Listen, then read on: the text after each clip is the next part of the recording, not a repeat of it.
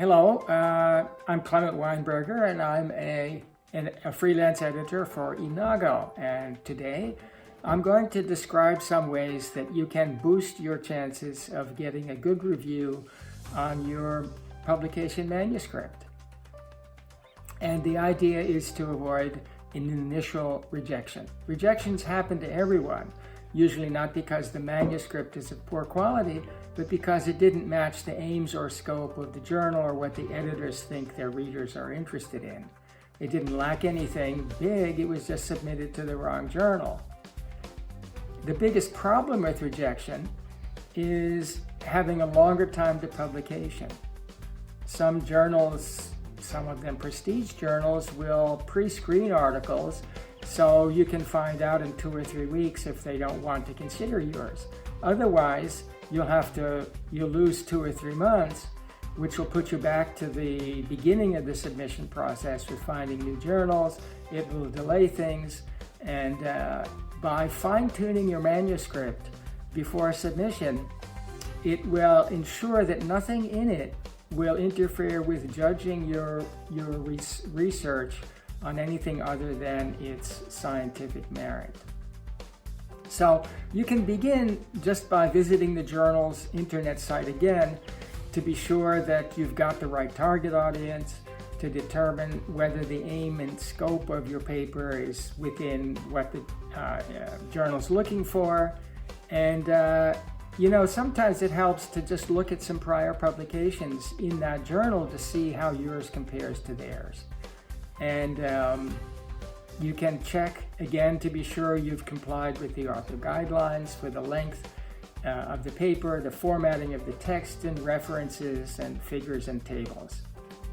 Now, there are a few things you can do specifically to ensure the best response from the reviewers and your suggested editor. First, review the text carefully to be sure it clearly expresses your intended meaning, and you can have a colleague help with this. Secondly, correct any spelling and grammar errors, and consider sending it to a professional English language editor if you think that will help. And then you can just make sure that abbreviations and acronyms are spelled out at first use in the abstract and again in the body of the manuscript, especially if some of them are not standard abbreviations. Look for and correct any inconsistencies in the results written in the text compared with the way that they are reported in your tables and figures. Make sure they correspond to each other. Check the technical and experimental terms that you've used in the paper, and be sure there are ones that are accurate and ones that are frequently used and will be recognized quickly by the reader. You can search the internet to see how frequently they're used. Then be sure that the description in the material and methods section corresponds and matches what's given in the results that you're reporting. And then, importantly, be sure that you've completely described your statistical methods and how you use them, as that might anticipate questions and suggestions from the reviewers and questions about the conclusions you've drawn, which the statistics justify. Then check the discussion to be sure that it includes what's novel about what you've done and what it adds to what's already known. And finally, journals often ask for the names of suggested reviewers, and they generally don't want names of people who you've worked with or are your co-authors on other papers. You might choose investigators with publications in your reference list, or you might choose friends that you've made at professional congresses. And there's another thing you can do at the very last before submission. Ask one of your colleagues for a peer review ahead of time. Just ask them to give their impressions of your paper. And there are a couple of websites that are interesting, and check them out. One is called BioRxiv for biological and health-related research, and then MedRxiv for epidemiology and clinical study results.